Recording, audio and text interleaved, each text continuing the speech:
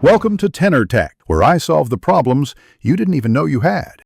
You'll start by preparing the app and your device so crash detection can work reliably. Open Life360 once the app is updated. Make sure you've granted location, motion, and background app refresh permissions because these sensors detect sudden impacts. Select the circle member or device you want to enable crash detection for and confirm the phone's battery saver is off for that account.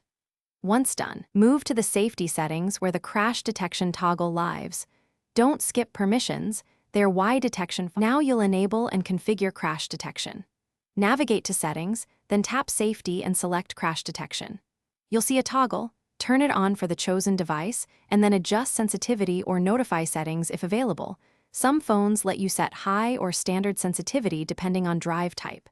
Make sure emergency contacts are correct and that the app can place calls or send messages, otherwise automated alerts won't reach help. Once configured, run the optional test sequence so you verify sounds, notifications, and contact alerts function. Finish by validating settings and knowing what to do if detection fails. Perform the in-app crash test and confirm the app calls or texts your emergency contacts. Make sure you see the notification within a few seconds. If alerts don't appear, make sure location and motion permissions are set to always, notifications allowed, and background app refresh enabled, then restart the phone. If problems persist, reinstall Life360 and re-grant permissions. This resolves most stubborn permission or background process issues quickly. Thanks for watching. Subscribe to keep your life in tune.